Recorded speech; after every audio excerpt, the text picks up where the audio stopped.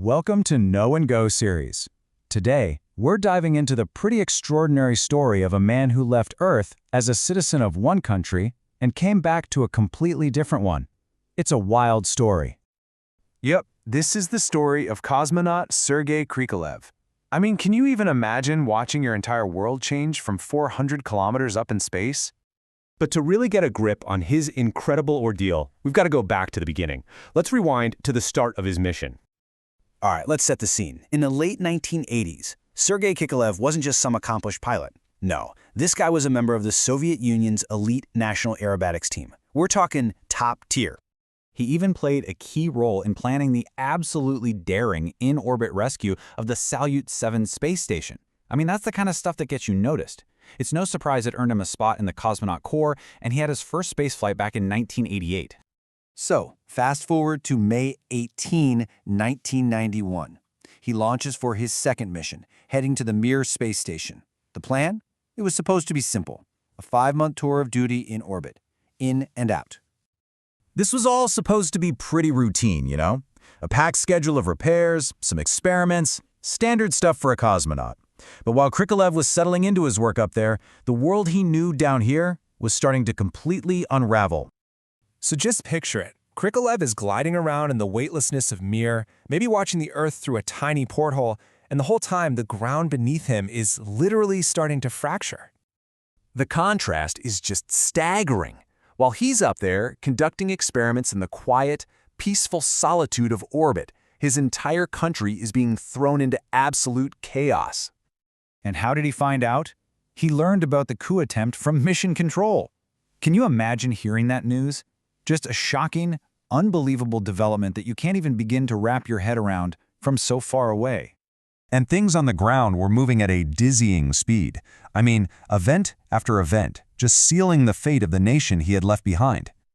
Okay, so this political chaos on Earth, it wasn't just news from a distant world for him. It had direct and pretty dire consequences for his mission.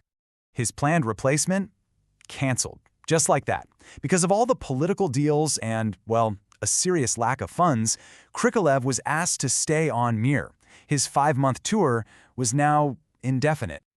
All the while, he's up there, worrying about his wife and infant daughter back home. They were trying to survive on his meager cosmonaut pay while prices were just surging. It's an impossible situation. But here's the thing. Abandoning the station just wasn't an option for him. It would have meant the end of Mir. The whole complex, a huge symbol of national pride and scientific achievement, would be lost forever. So he stayed. Stranded up there, he just kept working, kept maintaining the station, all while his country literally disappeared beneath him.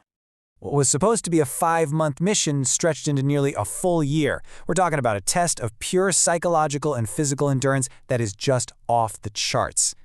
And then finally, in March of 1992, a replacement crew arrived. Krikalev could actually start preparing for his journey home. But it was a journey back to a world that was absolutely not the one he had left. So after nearly 5,000 orbits of a planet that was changing by the minute, he finally landed. March 25th, 1992. And where did he land? In the newly independent nation of Kazakhstan.